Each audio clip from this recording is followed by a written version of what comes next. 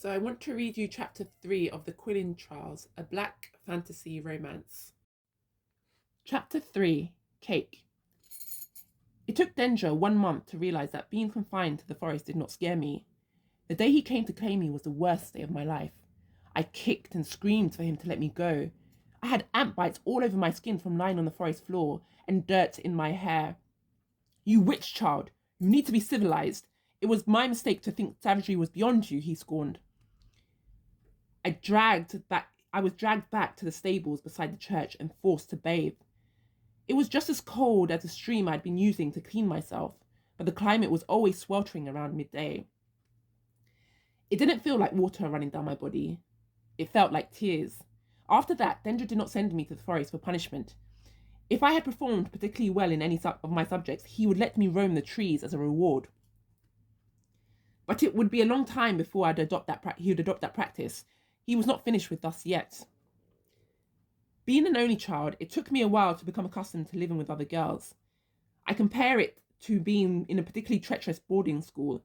Despite the time we spent together, we were strangers. One day, after what felt like a lifetime of being trained to be smart, one of the women brought something into our class. A round, circular object with a bright, soft-looking cover. It had 7 sticks on the top, each lit by a flame. They sang a song I had never heard before. All of us girls sat and tried to focus on the class. It is okay, children. You can all gather round. It is your birthdays today. I remember looking around confused. I was 5, going on 6. Why did the candle say 7? And how was it all of our birthdays on the same day?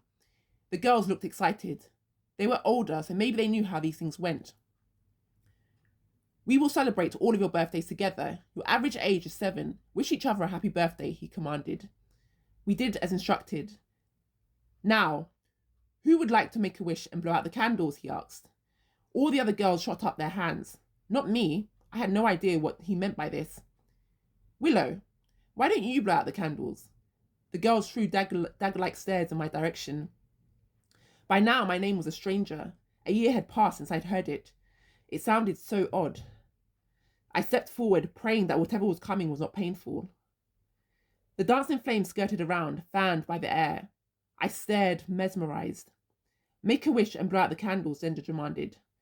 The other girls stood in anticipation, breaths held and eyes wide, like they knew what to do.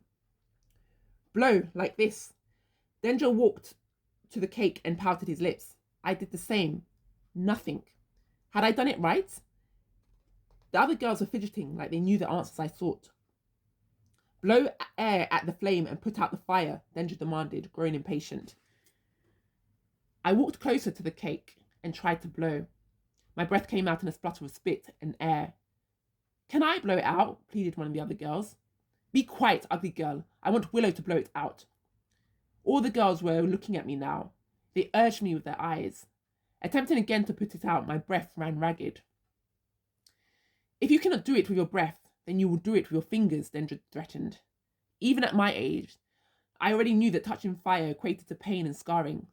That was the last thing I wanted. With all my lungs, I took in a deep breath and blew at the candles. One went out, the other flickered and burned strong. "Again," Dendra demanded. Again, I took in a deep breath and blew. 2 more candles went out. "Again," Dendra demanded. Drawing in another deep breath, I emptied my lungs onto the flames. "Good," Dendra had cooed. "Willow gets the first slice of cake," he said. Some girls screwed their faces, while a couple slunk back defeated. It wasn't until I was stuffing my face with the soft, creamy confectionery did it make sense why they were so keen on it. It was delicious, richer and sweeter than anything I had ever tasted. I loved cake. "You like it?" Dendra asked. My response was an eager nod. "Wonderful. Have some more." The woman handed me another piece. When I was finished, I licked my hands.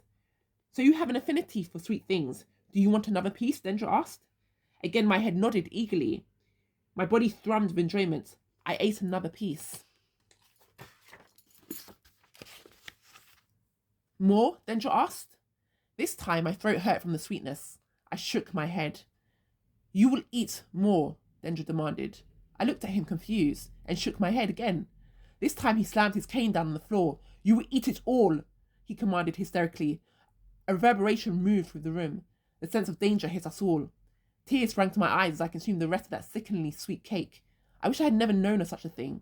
Every birthday after that, the scene would play out the same. Alone, I had to make a wish. And alone, I was the only one to eat the entire cake.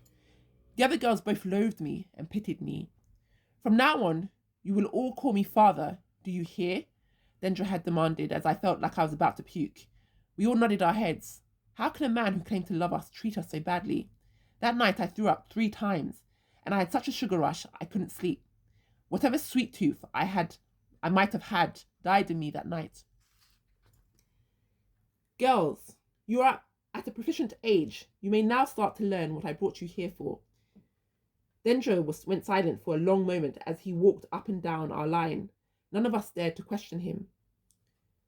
These following years will not be easy, I must warn you, but they will get easier with time. Only half of what he said made sense. I must have been around 6. I had been learning the lighting and Zinga for nearly a year, but I understood part of what Dendra said. We were taken to the stables where the horses normally roamed. For the first time in a year, the boys were present. They lined up against the walls, all looking dead straight. One boy's eyes flickered to me as we entered. Willow, come forward, Dendra demanded. This was the second time he had said my name. It felt so good to be acknowledged for something other than ugly girl. I walked over to the middle of the stables cautiously. Today he seemed unexpectedly high-spirited. Nothing good ever came when Dendra was in high spirits. It was usually followed by some kind of test. My little fighters, come forward. Like robots, the boys all came to join us in the middle of the room. Dendra positioned them in a circle around me, all the while singing, "There's a brown girl in the ring." I had never heard the song. It would haunt me to this day. My little fighters, I want you to beat her. My stomach leaped in my chest. The taste of iron burnt the back of my tongue. Suddenly, their height and their stature seemed imposing. Their tall shadows stretched across the dirt ground. I wanted to beg him to free me. I wanted to beg him to let me go, but out of terror, no words left my little tongue. The boys looked at each other with terror in their eyes that I would never forget.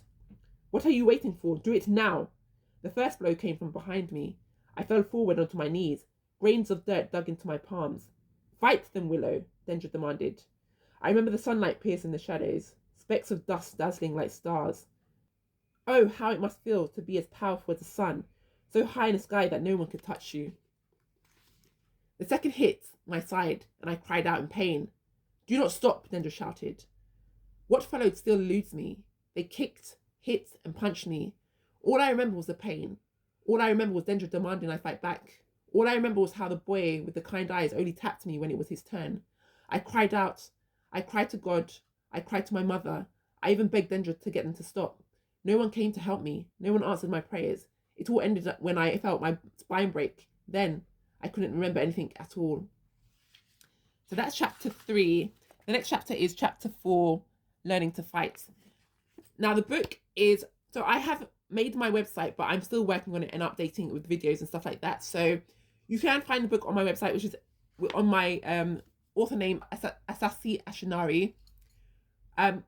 You won't get the digital copy until the 11th of this month, so by the end of next week, because it's on Amazon KDP. If you want to grab yourself a copy now on Amazon KDP, you can grab it now. After the 11th, it will be on my website as well, so you can get it on there and on my website, but it won't be under Kindle Select. So I will have a next video will be about my website and how, I'll run through how you can use it and what's on there, and you can give me feedback on things you want to see on my website. But if you love the book, if you liked what you've read so far, go and check out my website or check it out on Amazon. It's also on Barnes & Noble. And also, there is chapter 1 and chapter 2 on my channel, so you can check that out. So anyway, I'll speak to you later. Take care. Bye.